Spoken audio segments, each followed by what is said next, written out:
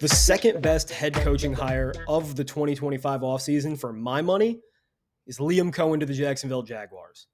Now, the Jaguars messed up because they didn't get the best coach available in Ben Johnson due to Shad Khan's weird allegiance. I don't know what happened behind the scenes. I'm sure it makes more sense from inside the building than it does from outside the building.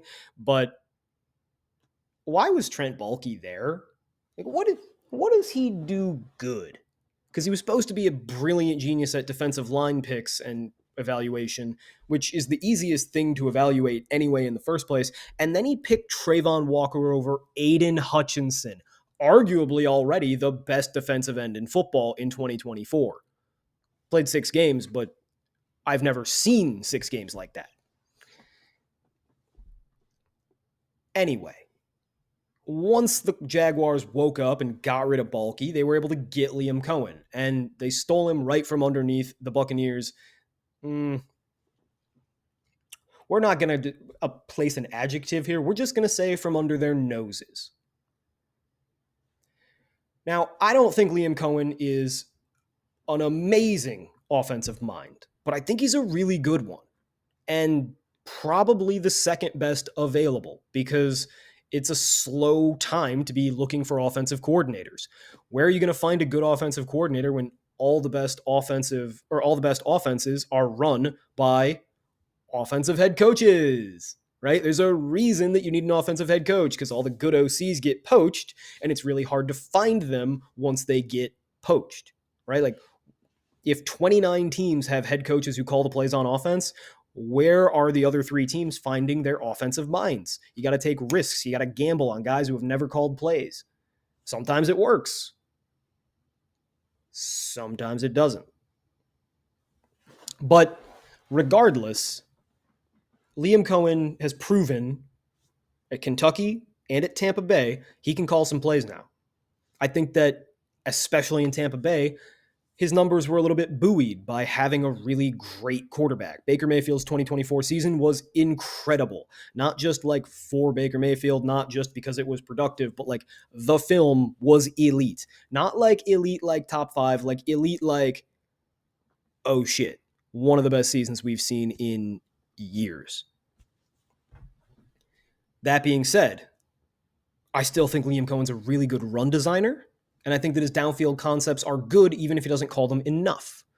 He's not a top-tier offensive coordinator. He's probably not a second-tier offensive coordinator, but he's at the top of that third tier, right? The top tier is like Andy Reid, Kyle Shanahan, Ben Johnson. That's kind of it. The second tier is like Matt LaFleur, Kevin O'Connell, Mike McDaniel, basically ripoffs of Shanahan and McVay. But Cohen's right there with them. Maybe at the bottom of tier 2, top of tier 3. This is a great hire. And especially when you look at the alternatives, because by the time the Jaguars woke up and got Trent Baalke out of there, you're looking at like Kellen Moore or like Bobby Slowick after he got fired, or like I don't know. I don't know what the other option would have been. So to be pushed up against a wall and still come away with a really good hire is impressive. Really fucking impressive. Even if they took a long route to get there. Now, the problem with Liam Cohen is we don't really know anything about the rest of his staff because he was hired so late, because he burned so many bridges in Tampa. His defensive coordinator is going to be Anthony Campanile, who's a linebackers coach for the Packers. You're lying if you say you know much about him. I don't think he's called plays before. You're taking a gamble. You're rolling the dice. The rest of the hires don't really matter to me. You got the guy, right? His offense is very similar to Sean McVay's. And, it's more versatile in the run scheme. He calls a little bit more of aggressive passing plays than McVay, although that might have something to do with, having Mike Evans, who's a deep threat, and like Baker Mayfield being a bit of a gunslinger, whereas Stafford will play within the system a little bit more at this age.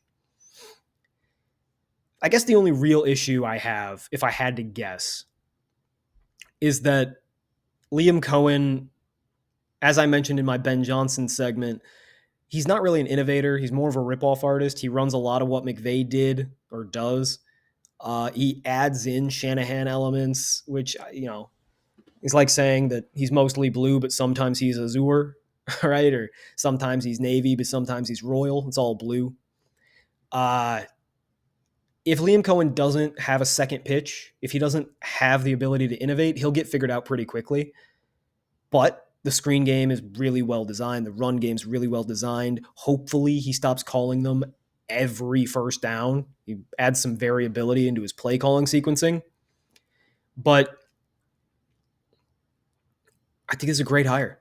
I think the Jaguars have positioned themselves really well. Now, I think Doug Peterson was also a pretty good head coach. So I don't know how much this actually improves them, because it doesn't make Trevor Lawrence any less overrated, and it doesn't turn their defense around overnight. But it's a new voice in the room, and it's certainly not a downgrade at on offense calling plays. So while there's lots of question marks and Liam Cohen isn't the slam dunk that Ben Johnson was,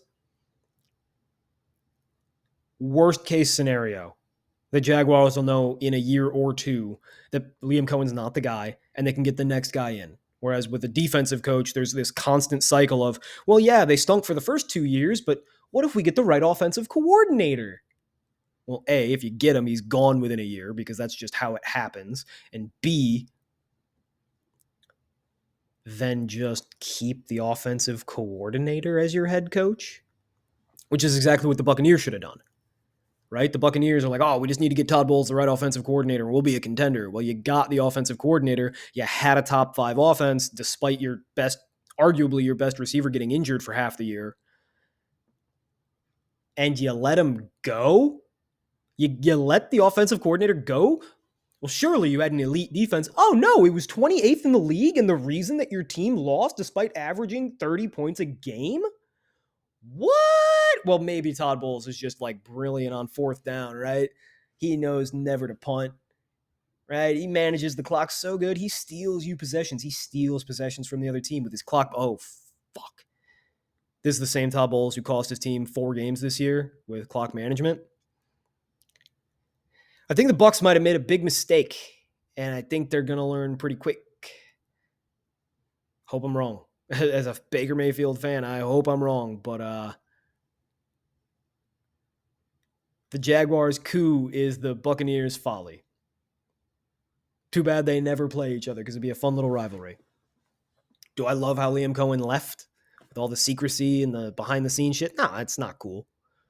But also, I think the Buccaneers fucked up in the first place. They never should have given him, like, as soon as he interviewed with the Jaguars to be a head coach, they should have said, listen, Liam, come here.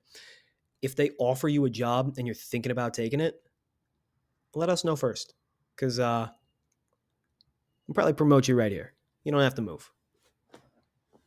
But they fucked up. Mistake. For those of you who watch Scrubs, you'll enjoy that. For those of you who don't, what's wrong with you? What, you too macho? Can't feel feelings? Feelings do suck. All right. Next coach.